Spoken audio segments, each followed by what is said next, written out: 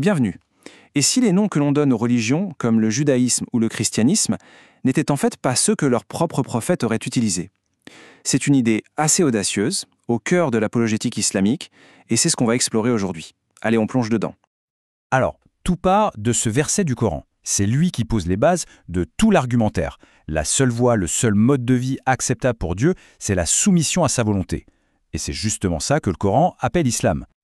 Du coup, ça soulève immédiatement une question cruciale. Si la seule chose qui est acceptée, c'est la soumission à la volonté de Dieu, eh bien, quelle est la place de religions aussi établies que le judaïsme et le christianisme? C'est précisément cette tension qu'on va décortiquer. Pour répondre à cette question, la perspective qui nous est proposée, c'est d'abord de s'intéresser aux mots, juste aux mots eux-mêmes.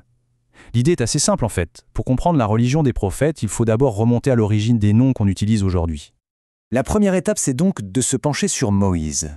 La question posée par cet argumentaire est la suivante. Le nom judaïsme, est-ce qu'il vient des enseignements originaux ou bien est-ce quelque chose qui a été ajouté bien plus tard? Et là, on tombe sur une affirmation assez surprenante. Le mot judaïsme serait complètement absent du texte fondateur de cette foi, la Torah. Alors si c'est vrai, une question s'impose, d'où sort ce nom? Eh bien, selon cette perspective, le terme n'est pas un nom que les adeptes se seraient donné. C'était plutôt une étiquette inventée par des gens de l'extérieur pour parler de la religion pratiquée par les descendants de Juda, dans la région de la Judée, et ce n'est que plus tard que les fidèles eux-mêmes auraient adopté ce nom. Passons maintenant à la deuxième grande religion abrahamique, et appliquons exactement la même logique. Le mot christianisme, il vient d'où au juste? L'argument, c'est que Jésus lui-même n'aurait pas reconnu ces termes. Le mot « Christ » vient du grec « Christos », qui est simplement la traduction de l'hébreu « Messie ». Mais ni ce titre, ni le nom de la religion n'auraient été utilisés de son vivant. Donc, un peu comme pour le judaïsme, le mot christianisme est présenté ici comme une étiquette.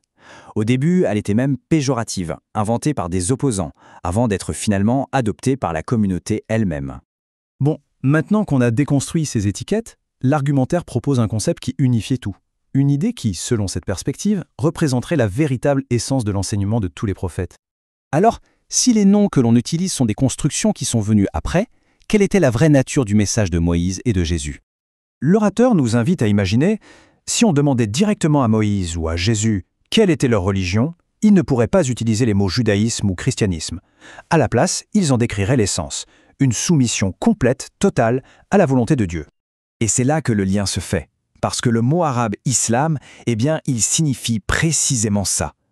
L'argument, ce n'est donc pas que l'islam est juste une religion apparue au 7e siècle, mais que c'est la description de la seule et même religion de tous les prophètes.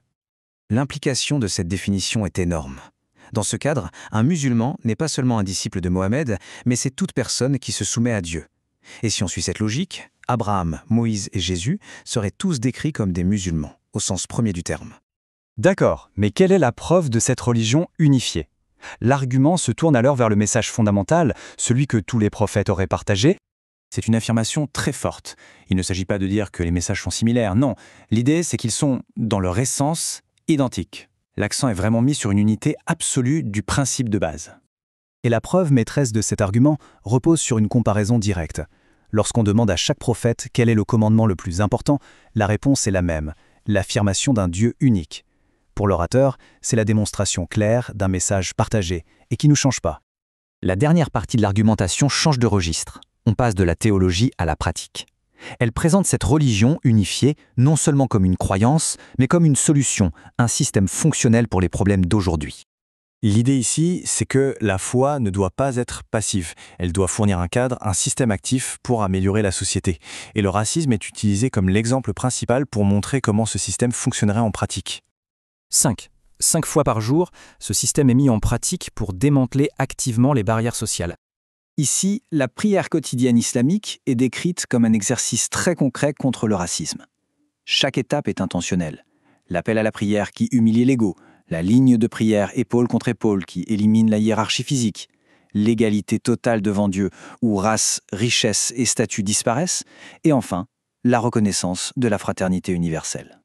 Donc pour résumer, cet argument déconstruit les noms judaïsme et christianisme, les présentant comme des étiquettes créées par l'homme. Il soutient que la seule vraie religion des prophètes est la soumission à Dieu, c'est-à-dire l'islam. Leur message commun sur l'unicité de Dieu en serait la preuve, et cette religion offrirait un système pratique pour des problèmes comme le racisme.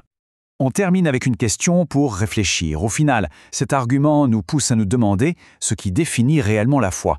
Est-ce que c'est l'étiquette qu'on porte, ou bien est-ce que c'est l'acte de soumission qu'on pratique? C'est une question qui résonne bien au-delà de cette analyse.